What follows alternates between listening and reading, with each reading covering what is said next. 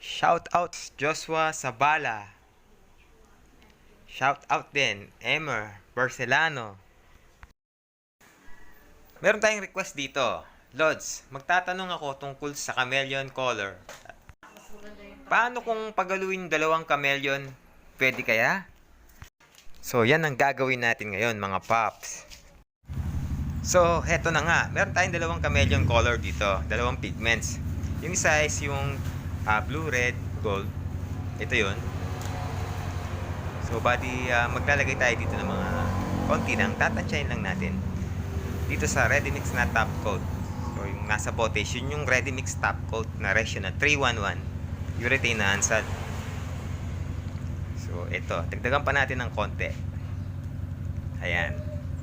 So, sa tingin ko, mga 3 grams ang nailagay natin o nasa 4 grams kasi konti lang yung ready mix top coat natin. So, ang susunod is itong chameleon na sa laginto. Ito yung blue, green, gold. So, ito yung pigments. So, ganun din ang ilalagay natin. So, tansyahan lang mga paps. So, ito yung itsura niya. Lalagay tayo, tansyahin lang natin dahil sample lang ito mga paps. Titignan natin kung anong mga kalalabasan ng mga pigments na to kung pagsasamahin natin. Okay?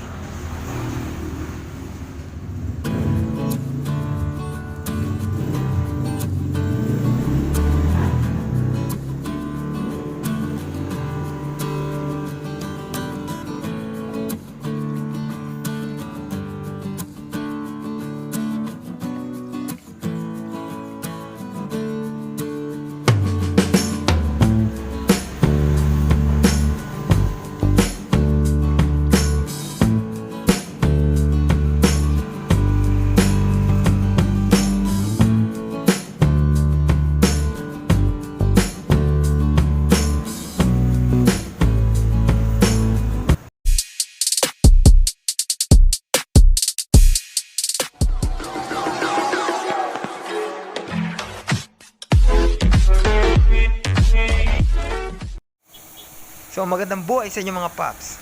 So, gagawa na tayo ng sample. Dito natin gagamitin yung sample na ginawa natin. So, bali, mag-i-spray muna tayo dito ng kulay black. So, pupunduan muna natin ng kulay black syempre para lalabas yung chameleon paint na tinimpla natin kanina. So, kailangan mabuo muna natin to ng pure black.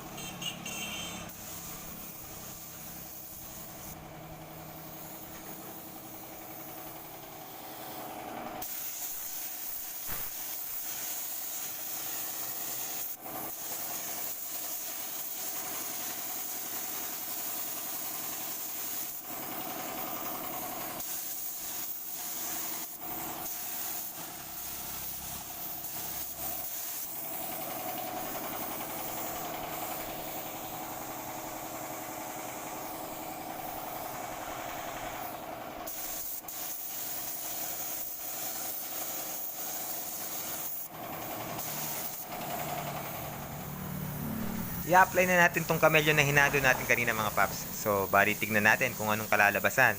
Kung okay ba sa inyo o hindi. Pop or flop.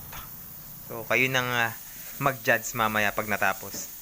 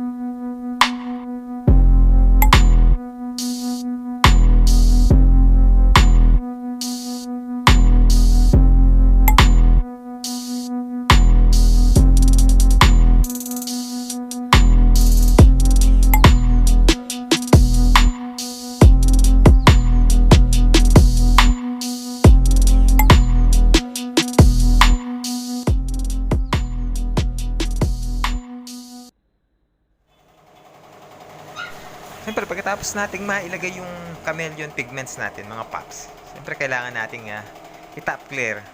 Dahil hindi pa doon nagtatapos yun. So, kailangan ma-top clear muna para makita natin yung hustong ganda nung pinaint natin. So, katapos nating ma-top coat, okay?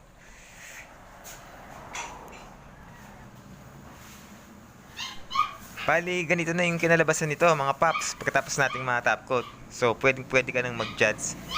So, bahala ka na kung nagustuhan mo ba o hindi. So, mag-comment ka lang dyan sa ilalim kung nagustuhan mo. At kahit hindi mo nagustuhan, so comment ka lang. Pero para sa akin naman is napakaganda naman. Okay naman yung kinalabasan. So, siguro kung i-describe ko yung kulay ito is parang nakakita ka ng kay Mito na hinog. Yun nga lang, yung kay Mito is dalawang kulay. Ito, nagsiship ang kulay niya sa pula green tsaka gold. So, parang ganun yung kulay. Para ka na rin nakakita ng yung kung nakakita ka na ng salugweras. So, parang ganun yung itsura niya. So, ito is hyper shifting nga lang. So, bawat side nag-iiba yung kulay. Hindi kamukha nung sa mga prutas is halos dalawa lang yung kulay niya. Hindi siya nag-hyper shift. Ito nag-hyper shift siya. So, the best din siya. Napaka-elegante ng itsura sa personal. So, pwede mo lang gayahin to, Paps. Kung nagustuhan mo.